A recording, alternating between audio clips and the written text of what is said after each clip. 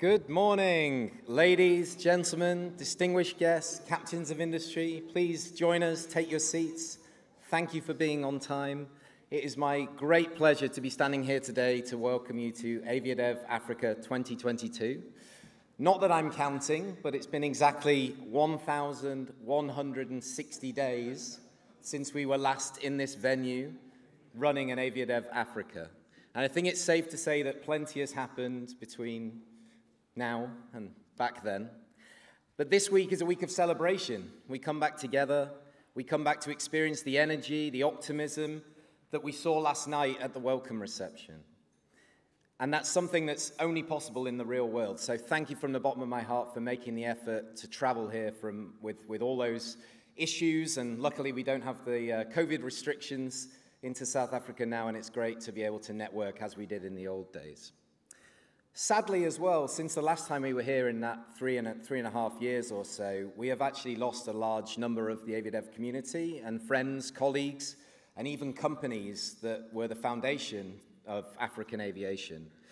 But if nothing else, we know that the aviation industry is resilient, and we owe it to them to use this opportunity to focus on the opportunities, not the challenges. Looking at the real and projected numbers for Africa right now, it seems that the appetite to travel is back, and back much quicker, recovering much quicker than we expected, and maybe quicker than we can cope with in certain instances as well, especially if you're coming from the UK like me. I also believe one of our CEOs, who's going to remain unnamed and in attendance, can't actually get a flight back on his flight on Friday because he's sold out. So even the CEO can't get a seat on his own plane. How about that? From a personal standpoint, our pandemic experience was incredibly turbulent, as many of you know, and your little notes of encouragement, the fact that you came to our webinars, listened to my podcast, were guests on my podcast, it means so much, and it kept us going during the pandemic. And back in March 2020, like so many of you here, our only choice was adapt or die. And we had to move fast. So I think we managed to adapt. We're still here, I'm still here, and we're more passionate than ever about this being a new era and building a platform that's going to create the partnerships and build the future of air connectivity to, from, and within the African continent. During COVID, of course, we tried our best to keep the industry and the community connected and informed through our webinars that we started within a week of lockdown every single week. Then when the webinar bug sort of started to die, we carried on through social media, of course, and we're all connected on LinkedIn, I'm sure, and through the podcast as well, which I hope has been a really valuable asset for you. The podcast, actually, we've now done 211 episodes. It's the only one dedicated to African aviation. It's called AviaDev Insight Africa, and we have listeners in 190 countries around the world and 65,000 listeners. So people are interested in African aviation. Even if I'm the guest, the host, should I say. We delivered our first, should I say, and our possibly last hybrid conference, AviaDev Africa 2021, from a studio in London last summer, and many of you did attend that. And we did that with the support of the wonderful team at Wrenelle Airports in Madagascar, and we'll come on to them shortly. Should all have gone according to plan, we would have delivered AviaDev Africa on the Treasure Island of Madagascar in 2020 in May. But of course, events conspired against us. So I'm so delighted that Julien, the CEO, Zoe, Tatam, Jimmy are here. I'm sure you all got to try their wonderful rum and chocolate tasting outside, which is just outside. They won't be opening that just yet, so don't run out there. We'll wait till this afternoon, please, if it's all right with you. But I want to thank them so deeply for their partnership, their understanding, their support throughout this difficult period. And I'm sure that island is just the most incredible place to be. I've been a couple of times, and I'd recommend as soon as you can, get yourselves over there. But this week's event, of course, wouldn't be possible without the support of Wesgro and the Cape Town Air Access team. And I know how much all of you here, and you've shown it by turning up in huge numbers, love coming to the mother city. And our Wesgro team have been an incredible partner since 2018. This is our hat-trick, our third event here in Cape Town, 2018, 2019, and then today. So thank you, Wrenelle. Thank you, David, Melissa, Fiona, and the rest of the team as well. You've really, really been great partners to work with. We only agreed to bring the event here in early March, so we've been able to put all this together and get you guys here in quite a short period for us. We normally like 6 months, 8 months. It makes my life a bit easier, but it's only possible because of the wonderful can-do attitude of the host, so thank you so much. Last night, our partners at South Africa Tourism were the hosts of the wonderful welcome reception. They did an incredible job of providing a really conducive atmosphere for networking, and the catering was absolutely perfect for what we wanted to do, get back together, chat, enjoy, relax, and meet each other once again. At the registration desk, if you haven't picked one up, you can get one of these. This is a voucher from South Africa Tourism to spend at the market stalls that are along the back in the Sustainability Village. So it's actually credit towards products. So go and buy something, take it home.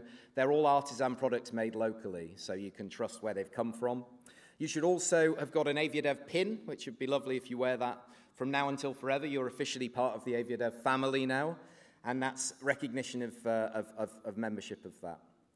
And I just want to test a little bit of functionality for this year's event now. So hopefully you've all downloaded our app. If not, you can still do it. On your table, there's a QR code. Alternatively, you can go to a website, but we would actually like you to vote now. We're going to try out our Slido interactive polling system, so we should be able to see that in a second. Okay, so how many times have you been to AviaDev? Is it your first AviaDev? Have you been to 2? Have you been to 3? Or have you got the whole lot? And there are quite a few who've tasted it back in 2016 in Kigali and been with us all the way through the journey. And that's fantastic, because I think we've come a long way since then. So we'll show the results in a second. Also, while we're waiting for everybody to vote on that, last week we published our sustainability charter, which outlines what we're doing to minimize our environmental impact, but also maximize our local impact as well through the event. One of the many examples is actually your delegate bag, which is here. It's made locally. You'll see there's a little note on the side to tell you about how it was made. It's from recycled materials, and it's a shopping bag for you to take home and use again and again and again, take with you to the shops. Also, your badge, you should all have picked up your badge. That is made from recycled materials, and you can recycle that before you leave. So drop it in the box on your way out before you go, and it will be used again. These are just a couple of examples, but we've done quite a few things, and it's all there in our sustainability charter. I know that's important to all of us.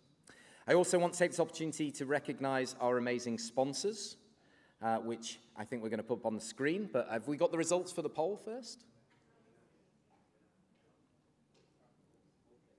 Maybe we'll come back to that. We'll do our sponsors first. So obviously our host partners, Cape Town Air Access, powered by Wesgro, and South Africa Tourism, who are the gracious hosts of our welcome reception. Our platinum sponsors are here as well.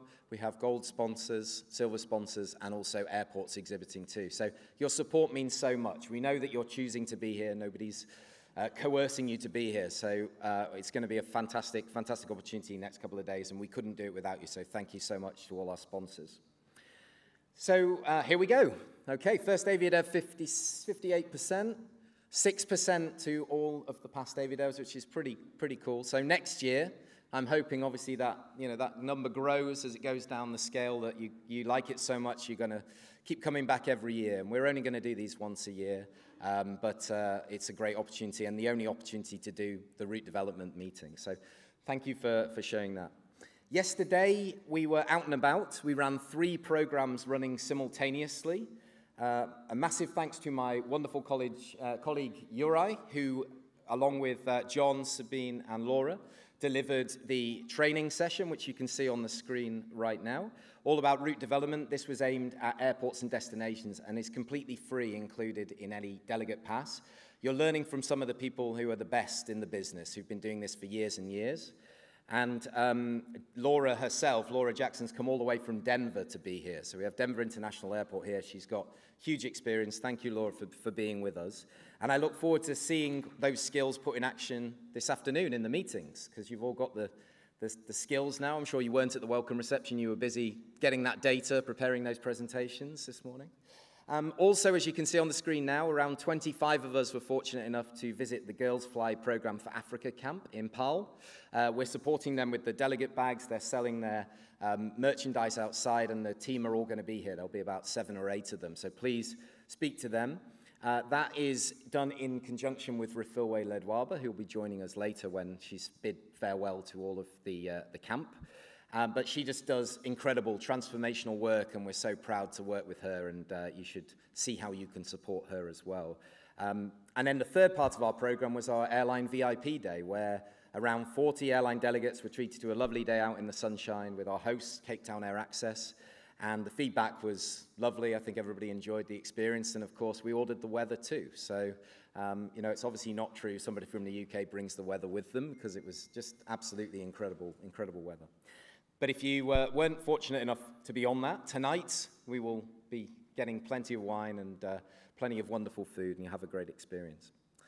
Okay, now our theme this year is Connect, Collaborate, and Change. And in 2022's digital world, connecting with somebody online, hitting that connection request has never been easier, but making a real connection has never been harder. And that's why live platforms such as AviaDev are vital to create those personal and business relationships. They build trust, and they're also efficient for you. You can have multiple meetings in a couple of days, so thank you again for supporting us. And it's that trust that then enables us to discuss the collaboration and win-win partnerships that will ultimately change the fortunes, change the course of our wonderful industry. AviaDev Africa 2022 has attracted a record number of airlines of all shapes, sizes, ownership structures. We're completely agnostic, we're not membership-based.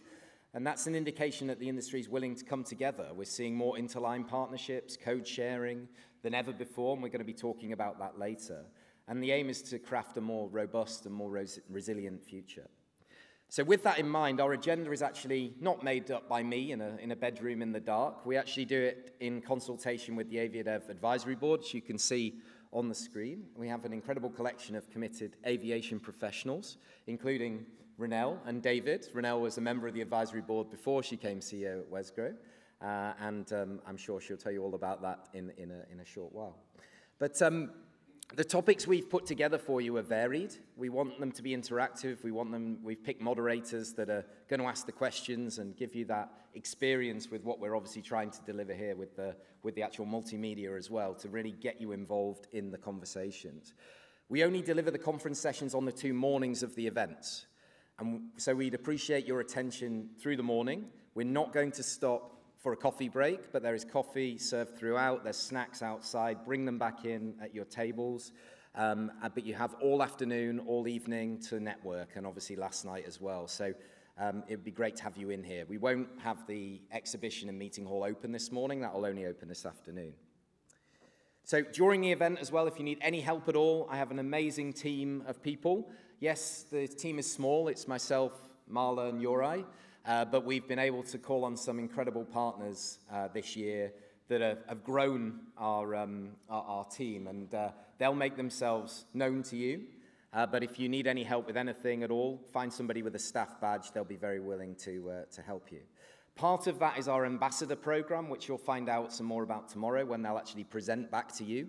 We've got 3 incredible young African aviators from Kenya, from South Africa, and also from Uganda that are here with you today and tomorrow, and we'll be presenting from the stage. So meet them. That's Ronnie, Mahek, and Tabiso. You may have met them yesterday, but make sure you say hi.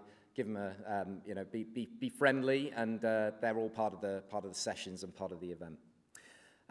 Last but not least, a massive thanks to the team here at Century City Convention Center. Just absolutely incredible. Gary, Glyn, and the whole team, just awesome at putting this stuff together and helping us out. So that is it from me. Thank you so much, and I'll be your MC for the event, so I'll be popping in and out. But thank you for your attention. Thank you for being here on time. And it's now with great pleasure that I would like to introduce our first speaker to take the stage. Alderman James Voss is the Mayoral Committee Member for Economic Opportunities here at the City of Cape Town. So please welcome him to the stage to deliver his opening remarks. Thanks, James. Good morning, everyone. It gives me great pleasure to welcome you to Cape Town and it's really good to see all of you on this very beautiful morning. Now, I'm going to tell you something that you might think is too fitting or too perfect to be true, but I've always been a big fan of flying. And I know that we're at an aviation conference, and I'm telling you that I love flying, but it's true. Grabbing hold of those controls of a plane and guiding it through the sky to your desired destination, I love it. And I think of this moment in much of the same way. So bear with me, because I'm going to be using a lot of aviation language in this speech, and there's free coffee or chocolates for the person who spots them all. So fasten your seatbelts, because we are, as a crew, getting ready to embark on a flight that is the next leg of a very exciting journey that has, let's be honest, thus far been characterized by quite a bit of turbulence over the last few years. So let's talk about the value of aviation to Cape Town. I've been in and around the tourism industry for much of my career. A few moons ago, I was the Shadow Minister of Tourism in Parliament, and working with the wonderful people in this industry really informs my passion, and it left marks on my memory and heart for a very long time. And I've seen up close the value of tourism to our local communities and how it creates economic benefits while highlighting all those unique features in our cities, and especially here on this beautiful continent. Similarly, my work as Cape Town's Mayoral Committee member for economic growth has allowed me the privilege of seeing how access to trade and investment opportunities can really reduce poverty while driving up innovation and equality. And so therefore, as a city government, we are working around the clock to attract and facilitate investment that creates jobs for locals and support the growth of tradable industries, which drives the demand for proudly Cape products. And we see more and more international companies choosing Cape Town for their business operations. And this we are very grateful for. And as I said before, the recovery of COVID-19 must lead to a different economy. And to do that, we need to reimagine the way we live, work, and play. And so why am I saying this?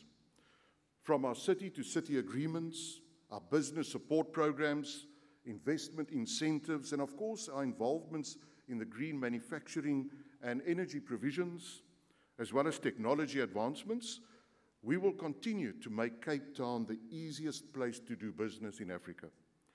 And so consider, for example, the opportunities presented by the African Continental Free Trade Area, which sees the creation of the world's largest free trade area. This pact has the potential to unlock a combined consumer and business spend of $6.7 trillion by 2030, according to the Brookings Institution research.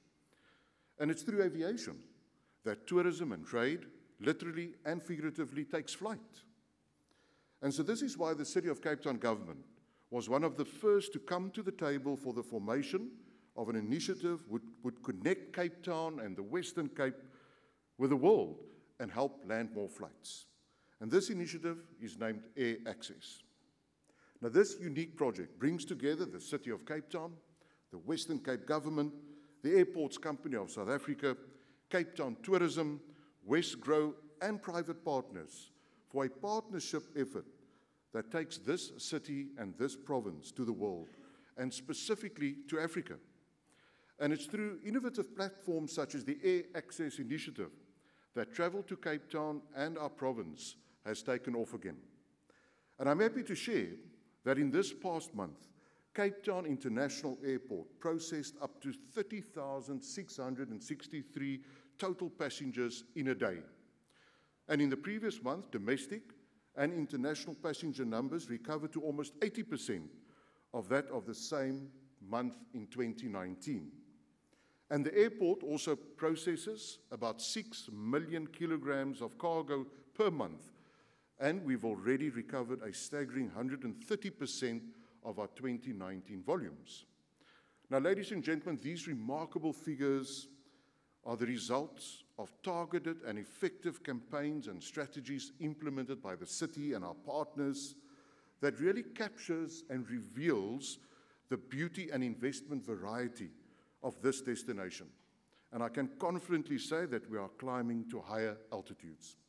For example, I recently launched Find Your Freedom campaign, a first-of-its-kind immersive game-style platform that allows users to choose their own experiences of the mother city.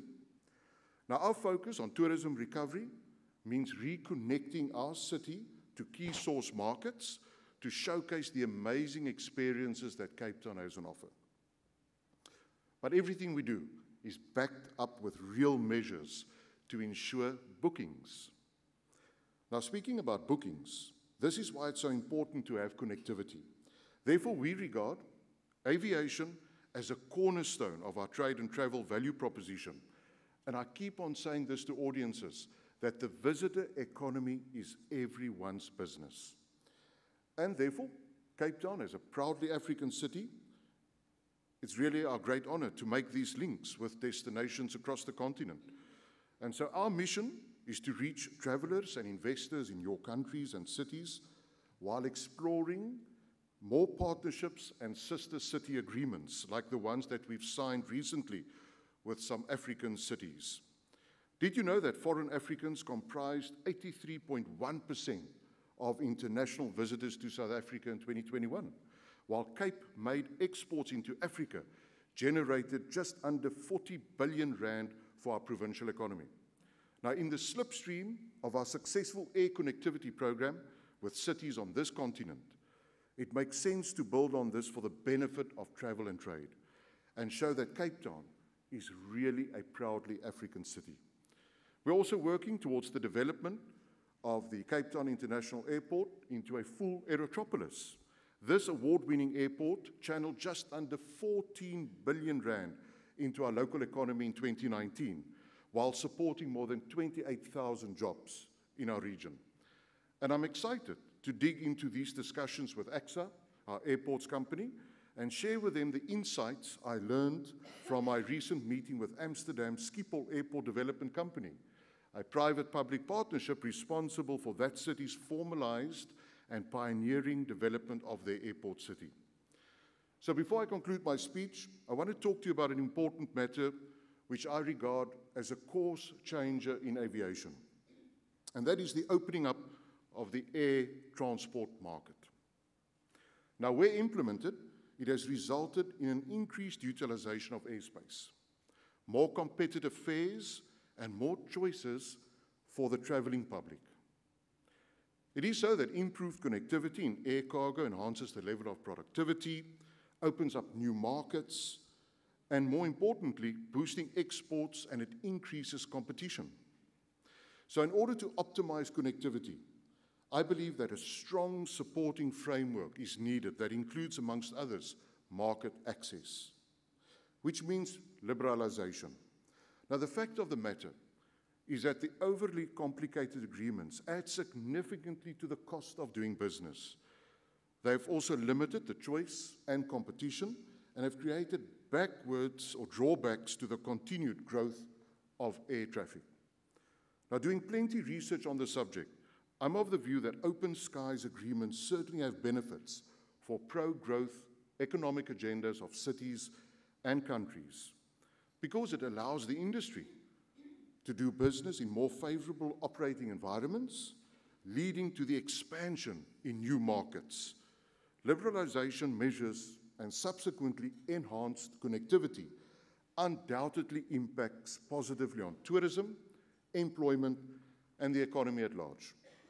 So, ladies and gentlemen, these past few years have been tough, and it's still tough, but the fact that we are able to gather here again for this very important gathering shows that African aviation is ready to fly higher than ever before. Let's keep pushing, because through collaboration, strategy, transparency, hard work, smart work, we can really push tourism and travel opportunities across our borders to fuel sustainable and inclusive economic growth. I look forward to sharing more ideas and plans with all of you and how we will do just that. Thank you very much. Many thanks, Alderman Vos. It's incredible numbers, incredible recovery, and it's amazing what can be done when the destination and the country understands the value of aviation and then facilitates it. And it was great that you're bringing up those, the liberalisation. We're going to be talking about that, of course. I think a lot of us are sick of talking about it, and we want to get it done, okay? So let's see what we can do in the next couple of days. So now, to provide an overview on how the Western Cape responded to the pandemic and has embarked on a path to recovery, please join me in welcoming to the stage Ms. Mireille Wenger, the Provincial Minister of Finance and Economic Opportunities in the Western Cape, Department of Economic Development and Tourism, and the Provincial Treasury. Mireille. Good morning, ladies and gentlemen. Bonjour, bon dia, molweni, ujambo. It's really a great pleasure to join you today. Thank you very much, John and James, for your enlightening contributions. I'm sure I'm not alone in this audience when I say that I have a deep and abiding love of travel, the wanderlust. And I truly believe, as the saying goes, travel is the only thing that you buy that makes you richer. Which is why I hope to nurture this in my young son, who turns 4 next week, and so that he can also experience, appreciate, and connect with all the wonders that our country and this majestic continent has to offer. Because I truly believe that when we connect with one another, we not only create opportunities for growth and prosperity, but we also further our own development and happiness. And so today, I'd like to talk a little bit about the power of connection and why we in the Western Cape Government are working hard to connect our city and our province to the rest of Africa and the rest of the world. I think we can all agree that the devastating consequences of the COVID-19 pandemic was the loss of connection to the world, the loss of connection to work colleagues, the loss of connection with communities as we remained indoors under strict lockdown, and that terrible loss of connection with family members, both near and far. Of course, we did find ways to see people through Zoom and Skype, but it certainly couldn't replace that in-person connection which we need as social beings. This, I'm sure, has inspired a new appreciation for connection in you as it has in me, and it certainly has many people around the world, and which our data suggests have a pent-up interest to see the world, its people, and its beauty. Which is precisely why I join our Premier, Alan Winde, and the rest of the country in celebrating the removal of the remaining COVID-19 restrictions. This means one less barrier to all those who want to travel and to connect again. It therefore gives me much joy to say that we're nearly at the end of what has been a long and difficult road, with our indicators now showing that we have sustained tourism recovery. Last month, I was very pleased to announce the impressive recovery statistics based on data from Wesgro. Not only is air passenger traffic on the rise, but the April 2022 monthly report reflected significant recovery rates at key attractions, with some recording 100% recovery and more. And for the month of May, also good news, we're seeing this recovery continue. Despite approaching our historically low season at the moment, passengers through Cape Town International Airport's domestic terminal showing a recovery rate of 83% when compared to May of 2019. So there's clearly a demand for travel globally and to our destination, and it must be our job as government to ensure that that can thrive. While the COVID-19 related barriers are now removed, we mustn't lose sight of the others that exist in our economy, and we need to work with the same dedication and passion to unblock and remove those too. We have to leverage the lessons that we learned during these difficult times, where our resilience was once again tested. For me, one of the top lessons was that partnership works. Partnership really does work. By working together, we can leverage the combined impact of different levels of government, the private sector, and we can move quicker and more effectively, and with greater success in achieving outcomes. And my colleague James already spoke about the successful collaboration of air access based within Wesgro. This is a prime example of where partnership works. The principal mission of the team is to increase connections to Cape Town and to the Western Cape so that we can make it easier and more affordable to travel between our countries and so that we can attract more investment and increase trade. They're making very good progress in the region with Air Botswana, Ethiopian Airlines, Fly Namibia, Kenya Airways, TAG, Rwanda Air, and Airlink, all flying between African destinations and Cape Town International Airport again. We do, however, have much work to do, especially with Ghana, Nigeria, and that is why this team is working hard to open direct routes between Cape Town and West Africa, and we support them in this effort. We're also backing them by boosting funding for destination marketing so that more people in Africa and around the world can pick Cape Town and the Western Cape for their next holiday. Wearing my finance minister hat, it's great to see that the Western Cape government will this year spend 67 million rand in destination marketing through Wesgro, making sure that we can compete with the rest of the world for our share of that demand for connection and travel. And because we know that for routes to be successful, we need travelers both in the front of the plane, in the back of the plane, and cargo in the belly. So we're also working with unwavering focus to grow the economy in the Western Cape. And for that reason, we're investing in energy resilience so that we can be the first region in South Africa to be load shedding free. The city of Cape Town has already put out a tender to procure 300 megawatts and is currently able to keep residents at a lower level of load shedding than the rest of the country. It's also why the Western Cape government is establishing a specific department for infrastructure and a specific department for mobility. It's so that we can significantly increase infrastructure-enabled growth and improve connectivity. It's also why we're focused on attracting investment by leveraging our good governance record and the expertise of Wesgro, the Saldanha Bay Industrial Development Zone, and the Atlantis Special Economic Zone for green technology. It's also why we're focusing on business tourism and the knowledge economy through Cape Town and the Western Cape Convention Bureau, one of which we're using as venue today. In fact, in the first quarter of this year, the team has secured 12 new bids for international conferences, with 21 bids in the pipeline already.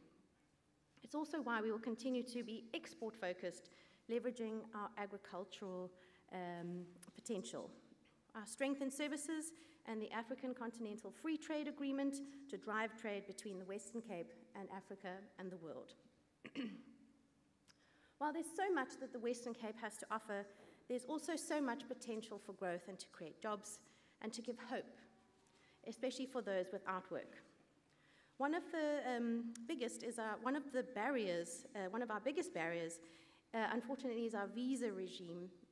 And for this reason, I recently met with the National Minister of Home Affairs, and we discussed innovation in this space. I was very pleased to hear that e-visas are now extended to 14 countries, and that includes Cameroon, Egypt, Ethiopia, Nigeria, Uganda, Congo, and Kenya. And I will continue to lobby hard for e-visas to be expanded to many more countries in Africa. I also raised the introduction of a remote working visa, which was announced by the President in the State of the Nation address in February of this year, and I was assured that the process to introduce this visa is underway, and so I will be keeping up the pressure until it has landed. That leads me to my final point. We must cherish our common humanity and be a welcoming place for people who travel to our destination from across the continent and the world. And we must embrace and make foreign direct investment much easier. We need more red carpet for foreign investors from everywhere in the world and much less red tape. The Western Cape is open for business and the Western Cape welcomes you. Because, ladies and gentlemen, I believe in the power of connections, its ability to drive growth, create jobs for those that don't have, and to further our own development and happiness. Thank you. So, more red carpet, less red tape. That was a great takeaway. And partnership works, absolutely. And the focus on intra-African connectivity for Cape Town. It can only be successful if we can carry people within the continent, bring them to Cape Town, and obviously those international airlines feed people who want twin center holidays, etc. And I'm sure We'll hear all about that shortly. So it's now my honor to welcome to the stage our host for AviaDev Africa, Wesgro, and the Cape Town Air Access team. This is the third time, as I said earlier, that we have delivered AviaDev Africa in Cape Town. And it's really a shining beacon for how route development should be done, not just in Africa, but globally. Wrenelle Stander was already a valued member of the AviaDev Advisory Board, and then it was our dreams come true when she was appointed as CEO of Wesgro. Wrenelle's a true aviator. She completed her MBA in the UK, focused on the impact of deregulation on the European aviation industry. So if you want to do another one on the impact of deregulation in the African aviation industry, Wrenelle, that would be great. And many of you in the audience obviously know Wrenelle from her previous roles with the South African CAA, with Comair Limited, with the National Department of Transport and ATNS as well. So she's a rounded aviator. And Wrenelle, please join me on stage, and thank you so much for your opening remarks.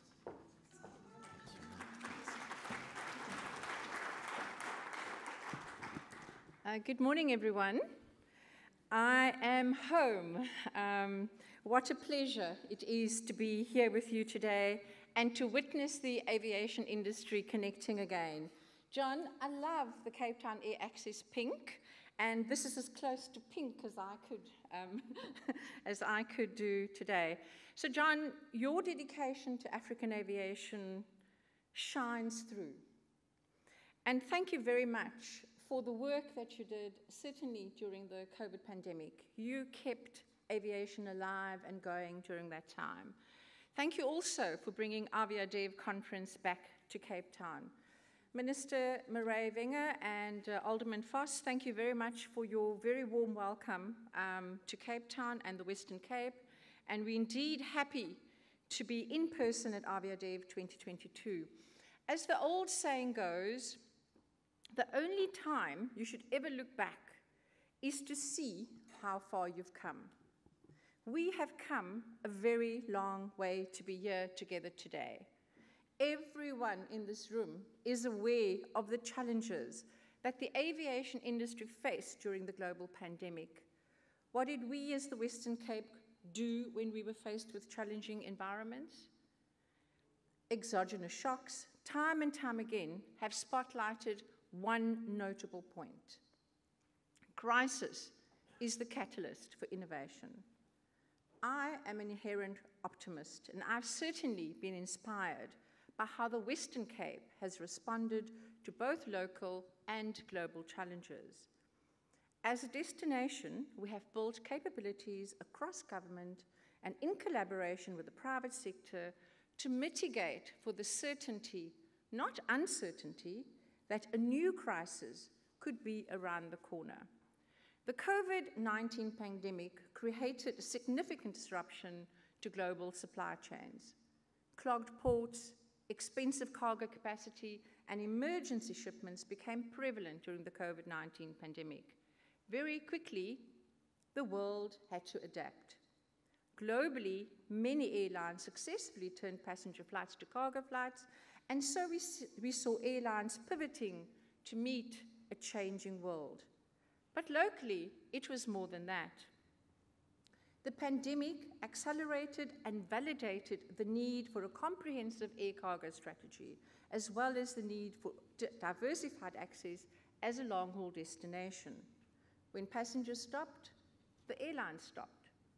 Diversification of access is a priority for Cape Town Air Access and now part of future-proofing.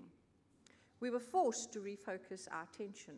We couldn't travel to the rest of the world, but we could travel to Africa. And so the continent became even more central to our operations. Why enhance connectivity to Africa? The opportunities for growth are clear. If we can get it right in Africa, we can get it right for the future. Air connectivity is key to leapfrogging sustainable economic growth in Africa and an important part of the Western Cape's competitiveness and growth story. It is mind-boggling that African travelers must travel via other continental routes, hubs to move between South, West, East, and North Africa. Increased African connectivity is vital to open avenues for growth in passengers and trade. every 100 international passengers coming to the Western Cape contributes 1.3 million in tourism spend, supports one local job, contributes 700,000 Rand in cargo value. It's a no-brainer. Air connectivity is important and necessary. We are a world-class tourism and business destination. The evidence is there.